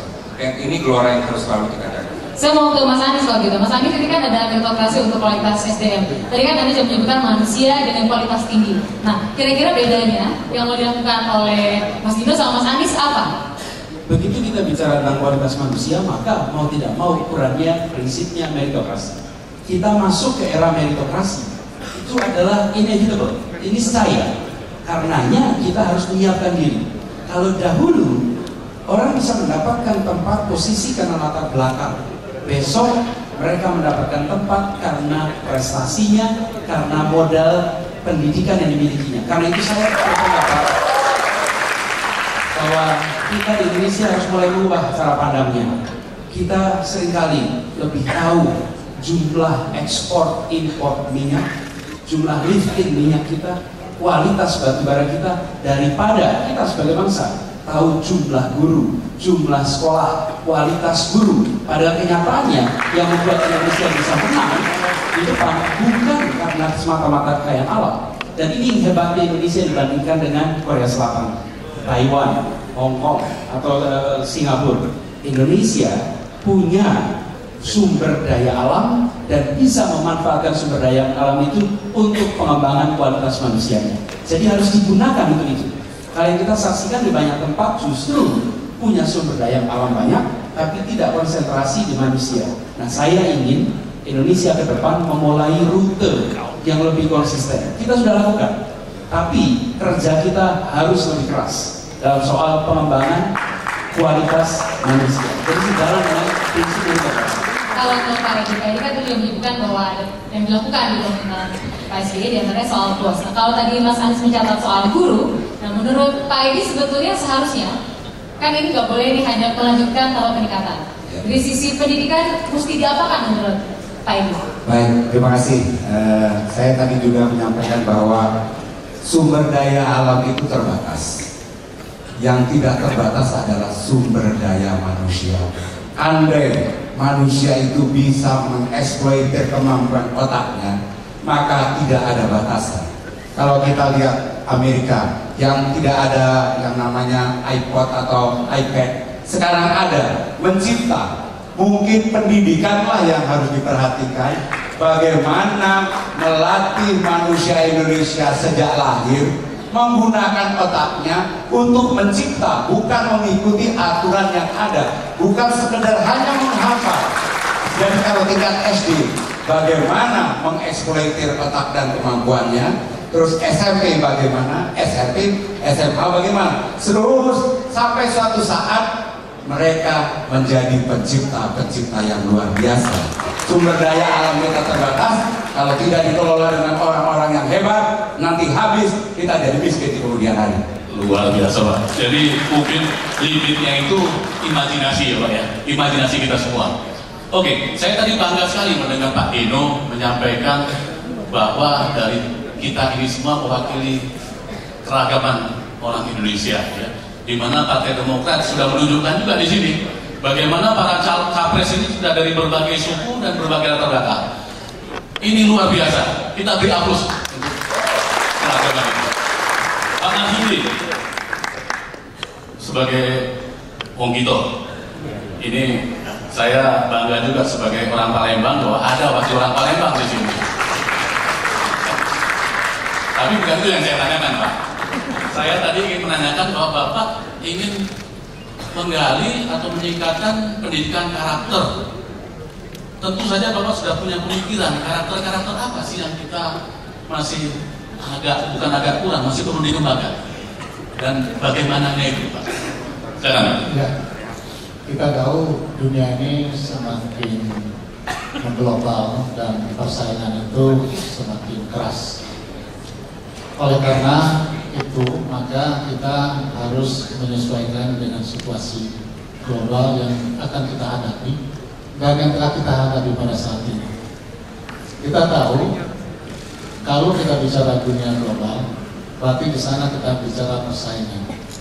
Kalau bicara persaingan, bicara keunggulan. Nah, keunggulan ini yang harus kita bangun. Bagaimana kita mampu menciptakan sumber daya manusia yang unggul. Unggul bukan berarti hanya kecerdasan intelektualnya saja, tetapi bagaimana kecerdasan spiritual dan emosionalnya yang juga harus kita bangun. Kita melihat kenapa orang-orang yang relatif ya tidak terlalu pandai, tetapi dia bisa berhasil karena dia punya karakter yang baik. Karakter misalnya dia jujur, itu yang paling penting, itu jujur. Yang kedua, bagaimana dia disiplin yang tinggi. Tidak akan sukses tanpa kedisiplinan. Yang ketiga, dia harus mampu, dia harus punya daya juang yang tinggi dan berbagai karakter bagus yang artinya yang menjadi modal dalam kompetisi itu yang harus disiapkan. Nah, menyiapkan karakter ini tentu ada berbagai aspek. Pertama, keteladanan orang tua. Itu yang paling penting, keteladanan orang tua. Seringkali kita tidak merasakan bahwa orang tua sering mengajarkan anaknya tidak jujur. Itu sering kita lihat. Misalnya apa Pak maksudnya? Contohnya misalnya, kita sering di lingkungan masyarakat, ada pengurus masjid datang bawa map, kemudian ke rumah, dilihat oleh orang tuanya, karena nggak mau nyumbang, nggak bilang ke anaknya, nah bilang, Bapak tidak ada di rumah. Nah, ini contoh yang tidak baik, artinya mengajarkan anak kita untuk tidak jujur. Padahal sangat sederhana.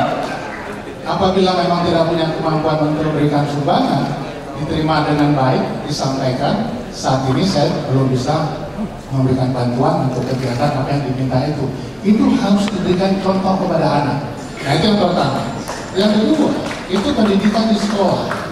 Bagaimana sekolah memberikan pendidikan karakter yang bagus. Kita tahu selama ini sekolah lebih banyak meninggalkan. Bisa lebih konkret Pak, kalau di sekolah. Iya, dan ini Pak, bagaimana melakukan kuantifikasi ya? Karena karakter itu sesuatu yang kualitatif gitu Pak. Gimana kemudian kita melihat misalnya nih, kalau Bapak Basuki jadi presiden, bahwa karakter itu membaik setelah Bapak memerintah, ketimbang dalam pemerintahan sebelumnya. Ya, begini, saya berikan contoh saya, bagaimana karakter orang tua betul-betul bisa dijelmahkan dalam bentuknya Marzuki Ali saat ini. Itu yang saya sampaikan, bahwa karakter orang tua bagaimana dijadikan keteladanan dan itu dicontoh oleh anaknya. Itu yang pertama. Yang kedua, bagaimana sekolah. Nah, ini sekolah ini sangat penting. Makanya ke depan bagaimana guru yang sekarang ini masih melaksanakan tanggung jawabnya sebagai pengajar, ini harus kita convert menjadi dia sebagai seorang pendidik. Kalau seorang pengajar, dia hanya melaksanakan kewajibannya saja tanpa dia membangun, membangkitkan keunggulan, membentuk anak-anak itu menjadi manusia yang unggul. Ini yang harus dilakukan. Jadi, ke depan bagaimana kita menyiapkan guru-guru Indonesia menjadi orang-orang yang mampu memberikan pendidikan kepada anak-anak kita di sekolah. Ini yang masih kurang kita rasakan. Apa yang dilakukan oleh Pak SBY dengan penghargaan yang luar biasa, tapi belum direspon dengan baik oleh para guru dengan merubah sikap tingkah laku yang tadinya hanya mengajar menjadi seorang pendidik. Yang ketiga, bagaimana lingkungan. lingkungan sosial, itu yang juga akan menentukan anak-anak kita. Terima kasih Pak Marzuki. Itu sangat tiga kali terima kasihnya.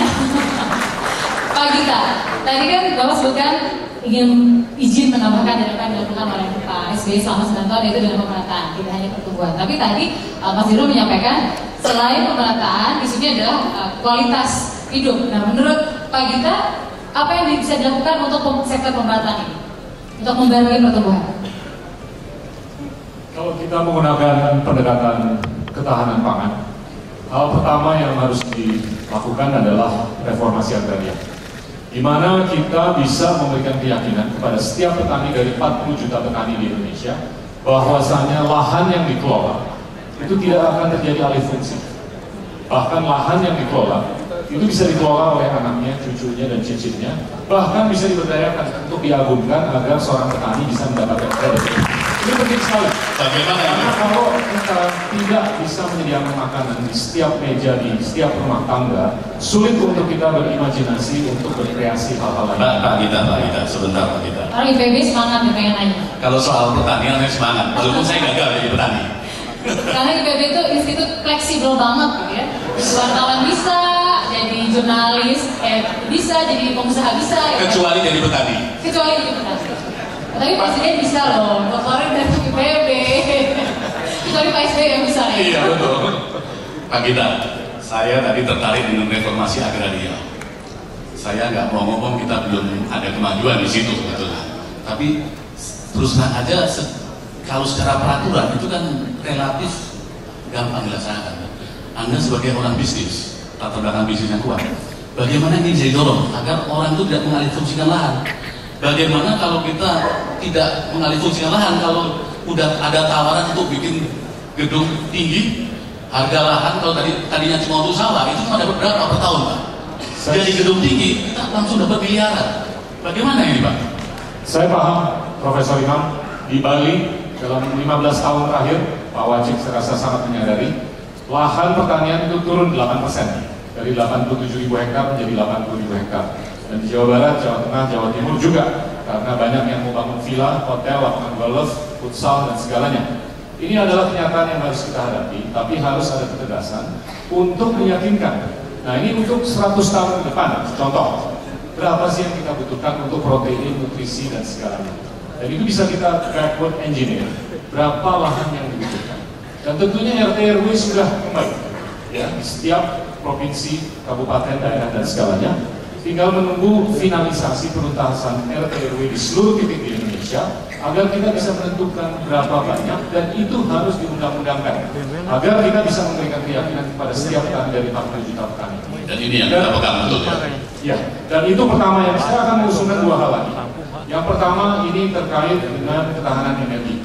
Energi kita hanya terekspos dengan kelemahan dari produksi minyak.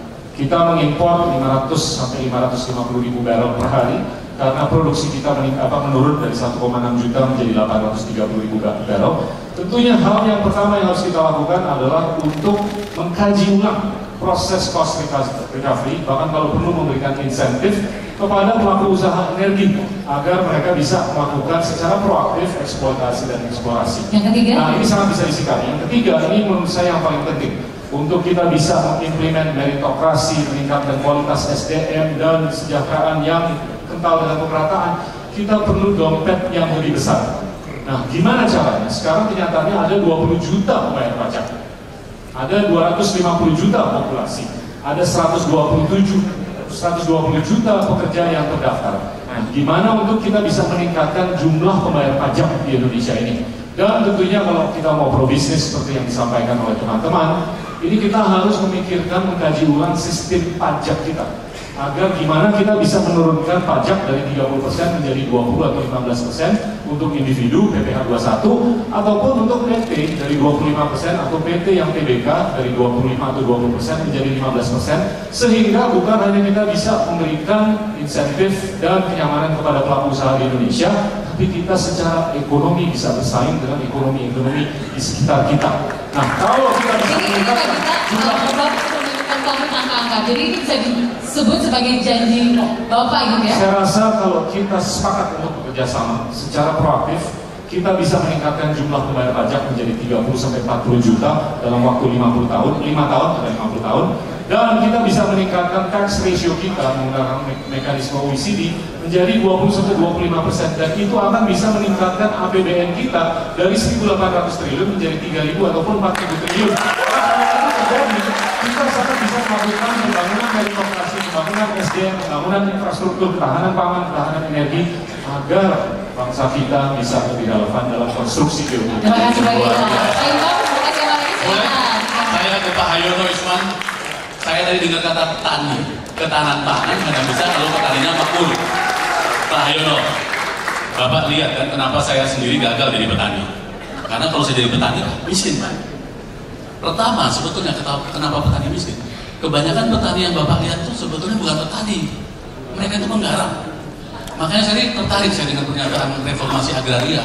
Sampai mana kita bisa mendorong janji itu, kan? Petani miskin itu akan jauh hubungannya dengan ketahanan pangan.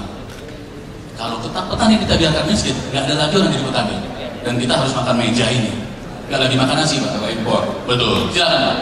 Monggo. Jadi saya setuju dengan Pak Gita bahwa kita perlu mereformasi agraria.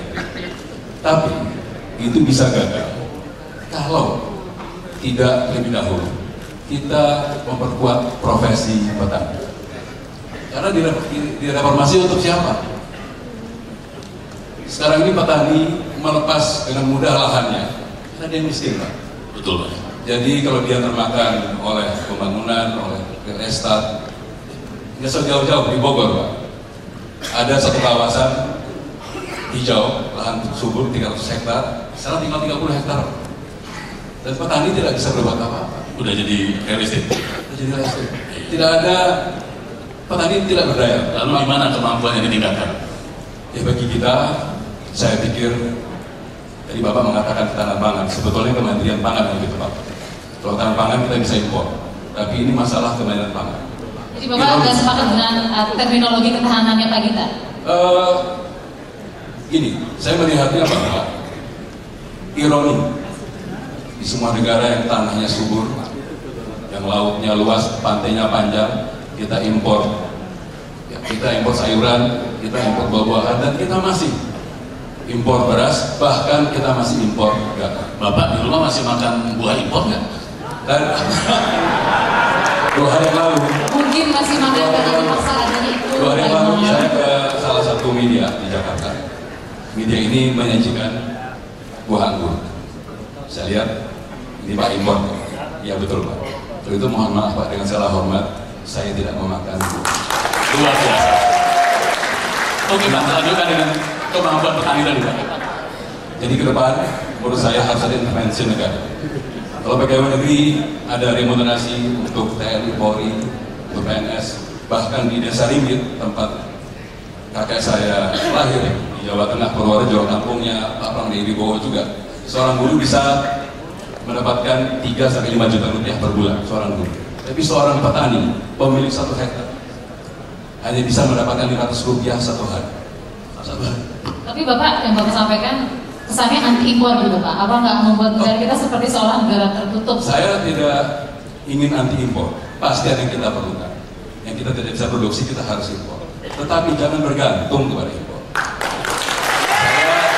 Saya berziarah ke makam Bung Karno. Saya merenung kembali. Beliau mengatakan berdaulat dalam ekonomi. Itu harus diwujudkan. Tapi tidak menutup diri kepada impor, tapi jangan menggantungkan diri kepada, karena ini nanti akan mengganggu rasa pembangunan kita. Kalau pertanian kita kuat, Pak Imam, saya setuju ya. Karena kalau pertanian kita kuat itu 40%. Lapangan pekerjaan baru bisa kita wujudkan dari petani. 40%. Tapi Bapak perlu menjawab kemampuan petani ditingkatkannya di mana dan bagaimana? Seperti apa petani yang mampu itu? Seperti yang saya menawarkan pegawai negeri tani. Ini berbeda dengan PNS. Tapi ini adalah keberpihakan kepada petani, perlu kepada petani. Karena tanpa intervensi negara, Pak Imam harus ingat, Pak, kita kan masyarakat agraria. Pertanian sudah menjadi budaya kita. Sekarang ini terkikis oleh globalisasi, terkikis dengan kita sangat mudah dengan impor, padahal kita mampu membuat petani kita itu kuat. Baik, terima kasih Pak Yono. Pak Sarunjaya. Bapak tadi sudah menyimak rekan-rekan yang lain. Tadi kan Bapak kelihatannya kekurangan waktu dengan 3 menit karena sudah saya potong, mohon maaf ya Pak ya. Nah sebetulnya tawaran apa yang Bapak bisa pikirkan berbeda atau ada kesamaan tetapi dengan modifikasi dari kawan-kawan atau pesaing? Saya nggak tahu lebih enak pesaing atau kawan ya Pak ya, bilang 10? Teman-teman. Saya tidak mengkritik, tetapi saya menambahkan saja bahwa presiden yang akan datang, siapapun yang terpilih, itu betul-betul harus membuka wawasan lebih luas lagi. Sebagaimana tadi itu semua disampaikan oleh teman-teman saya benar. Jadi pertanian, buruh, agraria, tanah dan sebagainya. Tapi jangan lupa, luas negara kita ini 7,7 juta kilometer persegi.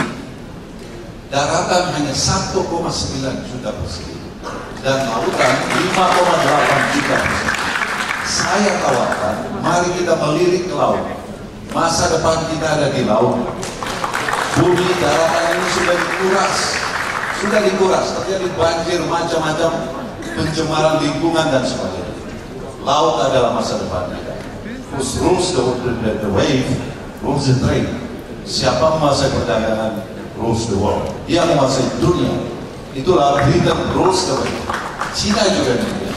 Jadi pertanian penting, tapi jangan lupa laut harus kita urus. Mau diapakan Pak? Cara mengurusnya oleh Pak Sarundaya? Bukan hanya menangkap ikan, bukan hanya menanam rumput laut, tapi industri harus kita bawa ke laut. Laut sangat penting. Bapak Presiden telah menawarkan ke dunia mengenai blue economy.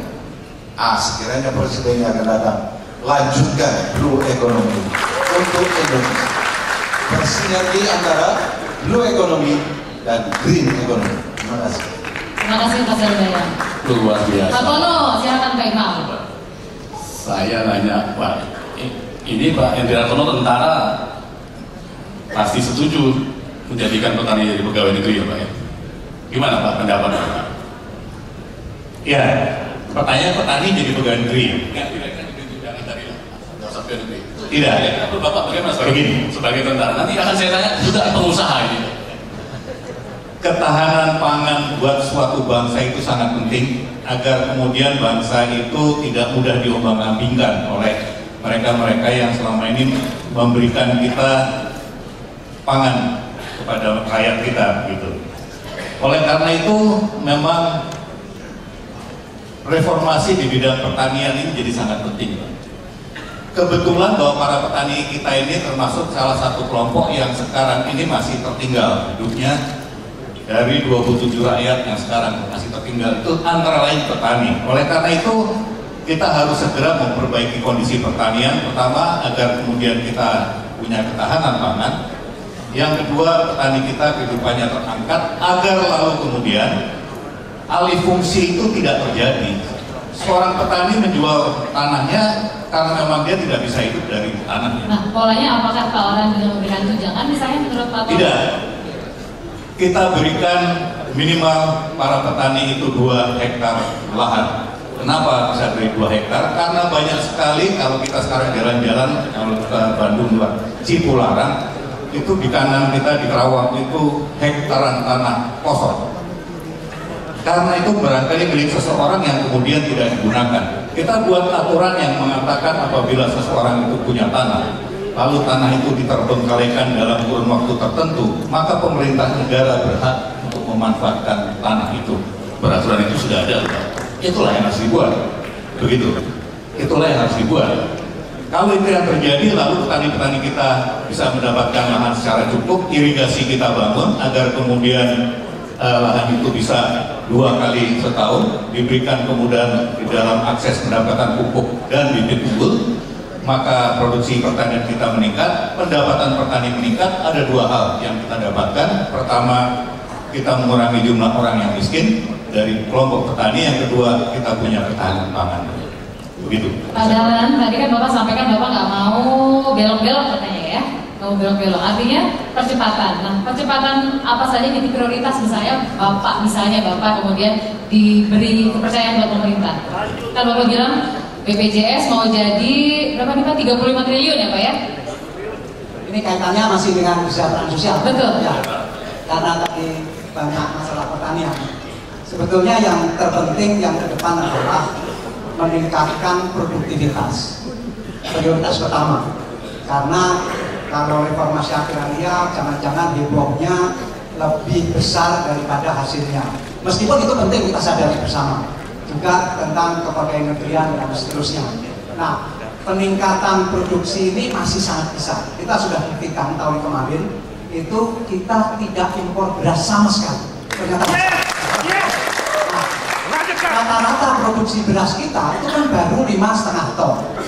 5,5 ton kalau di Tiongkok bisa 9 ton, berarti kan naik hampir 2 kali lipat. Berarti biaya yang diperlukan dengan hasilnya jauh lebih banyak hasilnya. Saya kira dalam waktu pendek itu maksudnya 3 tahun sampai 5 tahun, yang paling pragmatis adalah meningkatkan produktivitas, dan itu caranya dengan pupuk yang tepat, benih yang tepat. Ini yang harus disiplin, dan kita bisa mendisiplinkan ini karena produksi kita cukup, produksi pupuk cukup, benih cukup. Dengan demikian maka lebih realistis, termasuk lebih realistis dibanding membuka sawah baru. Karena membuka sawah baru itu juga tidak gampang. Karena kalau meningkatkan yang sudah ada, itu sawahnya sudah ada, sudah matang, petaninya sudah ada, semuanya sudah terbiasa, tinggal meningkatkan. Jadi informasi yang ini menurut Bapak lebih akan banyak hebohnya ketimbang hasilnya? Jangan-jangan. Tetapi kalau meningkatkan produksi, kan tinggal pengorganisasian bagaimana distribusi pupuk. Jangan sampai petani perlu pupuk, pupuknya belum ada. Kemudian bagaimana benih yang baik. Jangan sampai petani mau tanam, tidak ada benih, akhirnya dia beli benih yang murah. Akhirnya benihnya tidak baik. Menurut saya 2 hal ini sangat penting. Kemudian ada asuransi usul, asuransi gagal panen. Saya kira ini lebih realistis dalam jangka pendek, bisa dilanjutkan karena dasar-dasarnya sudah ada. Asuransi puso ya Pak ya tawarannya ya? Asuransi puso tawaran dari asuransi puso. Cali tadi kan menyampaikan ada yang potong juga ya Bu Cali ya? Masih pertanian Mbak ya? Dilanjutkan juga dengan saya kalau gitu saya diskusi tentang pertanian aja, tapi biar tuntas karena ini memang tugas kami sehari-hari mengaudit tentang pertanian di Indonesia. Jadi satu langkah yang perlu dilakukan menurut saya adalah jumlah subsidi untuk petani suka tidak suka harus ditambah. Ini yang pertama. Karena apa? Karena petani ini adalah masih ada kekurangan dari 35 juta menurut kami, menurut Mas kita kira 40-an, tapi dengan alih fungsi lahan sudah berkurang kira di bawah 35 juta. Inilah yang harus dipikirkan karena struktur dan stratifikasi penduduk di Indonesia hari ini masih adalah petani, dan Indonesia adalah negara yang disebut dengan negara agraris. Sehingga tidak pas, tidak lucu kalau kita akhirnya terus untuk impor. Nah, agar tidak impor gimana? Saya menambahkan saja dari apa yang beliau sampaikan. Menurut saya penambahan lahan harus, karena jumlah penduduk Indonesia cenderung naik, dan di Jawa kualitas untuk produktivitasnya Pak Dahlan sudah menurun. Dulu bisa 9 ton per hektar, sekarang tinggal 5,5 sampai maksimal 6. Sehingga dengan demikian ekstensifikasi lahan perlu. Menurut saya tetap perlu reformasi agraria karena petani kita itu kan hanya 0,3 hektar rata-rata. Oke. Yang kedua, Bapak Ibu sekalian hormati, nah saya tambahkan 2, subsidi tidak hanya di hulu, tetapi di hilir. Harus ada kepastian bahwa petani Indonesia itu profit atas biaya produksi itu harus di atas 25% dari biaya produksi. Nah, plus minus dari inflasi 5-6%, maka petani kita masih memiliki nilai tukar kira-kira savingnya 19%, dan dia bisa nyekolahkan. Jangan naik haji kemudian menjual tanah, tidak boleh lagi, tapi bisa saving karena pertanian. Itu yang kedua. Jadi di belakang itu sebut saja adalah ada subsidi harga. Jadikan Bulog sebagai stabilisasi untuk menstabilkan antara supply and demand. Orang kota bisa membeli harga meskipun mahal, tetapi petani juga mendapatkan saving yang cukup. Nah, tugas pemerintah menseimbangkan itu. Ya, jangan sampai petaninya sangat profit, tetapi orang kota nggak bisa beli. Itu juga perlu. Nah, yang terakhir, menurut saya suka tidak suka perlu ada asuransi petani. Di Vietnam itu 60% dari total kerugian apabila ada force major itu ditanggung oleh negara. Berarti mengamini apa yang disampaikan oleh Pak Dahlan. Saya ini konsep saya sudah lama. Jadi menurut saya subsidi di belakang, dan yang kedua adalah asuransi untuk petani. Itu tambahan saya menuntaskan urusan pertanian. Luar biasa, luar biasa. Kita berikan tepuk tangan pada 11 orang calon presiden konvensi Partai Demokrat. Bidang Pak Imam ada pendidikan, ada kesehatan, banyak sekali. Pak Imam boleh di sini Pak, sebelah saya. Nah, sekarang kita akan menutup sesi ini. Ternyata kita sudah 1 jam lebih dari melakukan statement, kemudian penajaman kepada masing-masing kandidat. Saya mohon bapak-bapak untuk memikirkan 3 kata kunci soal kesehatan. Silakan memikirkan 3 kata kunci untuk bapak-bapak apa. Misalnya A-nya adalah sekolah, B-nya adalah rumah sakit. 3 kata kunci untuk bapak-bapak apa soal kesehatan. Silakan. Hanya 3 kata kunci. 3 kata kunci. Mulai dari Pak Basuki. Soal kesra ini. Ya, baik. Menutup mengenai topik ini. Saya akan bisa, jadi Pak Marzuki, Pak Yono, kemudian ke Ali, ke Mas Andaya. Diskusi kita hanya kesra, Ya. tidak ada kaitannya dengan hubungan internasional. Sesudah ini Pak. Selanjutnya Pak. Kalau bicara kata kuncinya, pertama guru, Ya. ya, Guru. itu terkait dengan pendidikan. Oke, silakan. Yang kedua, bicara dokter. Dokter, oke. Yang ketiga, bicara menyangkut kesejahteraan, menyangkut pekerjaan. Guru, dokter, pekerjaan. Tepuk tangan untuk Pak Marzuki Ali. Pak Hayoni Isma, 3 kata kunci apa soal kesehatan? Ya, saya ingat pernyataan Bapak Presiden bahwa pembangunan itu harus inklusif. Inklusif, maju bersama. Terima kasih. Inklusif, maju bersama. Pak Hayoni Isma, kita berikan tepuk tangan. Pak Ali Mas Berbisa, silakan Cali. Terima kasih. Yang sejahtera itu lahir dan batin, sehingga ada satu keharusan dan kebebasan beragama di Republik ini. Tidak boleh ada diskriminasi. Satu, non diskriminasi. Yes. Yang kedua adalah tidak boleh ada orang yang ditinggal di negeri ini. Semua diajak, kata kuncinya. Dan yang ketiga adalah menyangkut demokrasi. Karena demokrasi inilah menempatkan civil and political right, yaitu adalah hak yang sama di depan hukum, ekonomi, sosial. Terima kasih. Terima kasih. Untuk Mas Yono, 3 kata kunci. Ya, 3 kata kunci adalah pemerintah harus menyiapkan kecukupan sandang, pangan, papan. Yang kedua adalah kesehatan dan pendidikan. Ketiga adalah rasa aman dan nyaman. Terima kasih. Terima kasih Pak Andaya. Pak Romonegi, silakan. Terima kasih. 3 kata kunci yang pertama adalah terpenuhinya kebutuhan hidup, yaitu tadi sudah sandang, pangan, papan. Yang kedua, kesehatan berarti tercukupinya masalah untuk dokter, perawat, dan obat-obatan untuk masyarakat. Yang ketiga adalah pendidikan, sehingga dia bisa meningkatkan kualitas hidupnya sehari-hari untuk lebih yang lainnya. Terima kasih banyak Pak Romonegi. Pak Dahlan, silakan Pak. Penghasilan sehat, adil. Penghasilan sehat adil. Itu betul 3 kata. Pindah ke Mas Dino. Kualitas hidup, Kualitas hidup. mobilitas bersama, dalam arti mobilitas bukan hanya untuk yang di atas, tapi di kelas menengah dan juga di bawah, semua mempunyai mobilitas yang sama untuk naik. Dan 3, tidak mungkin kita bicara mengenai kesejahteraan rakyat tanpa bicara mengenai mobilitas wanita dan anak-anak, kesejahteraan wanita dan anak-anak. Terima kasih Mas Dino. Selanjutnya Mas Anies, silakan. 3 kata, 3 kata saja. Iya, 3 kata saja. Sehat, terdidik, makmur.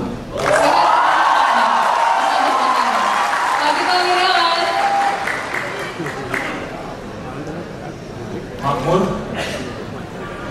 dan kental dengan pemerataan, bermartabat dan aman. Terima kasih banyak. Pak Bambang, silakan. Saya singkat saja bahwa bangsa Indonesia itu harus merasakan suatu kesejahteraan umum yang berkeadilan. kesejahteraan umum yang berkeadilan, 4 kata yang ingin kita hilangkan. Pak Irwan silakan terakhir. Buat saya yang paling penting pertama adalah iman dan takwa. Ketiga, adil. Ada komentar Pak Imam untuk sesi pertama ini? Luar biasa, top.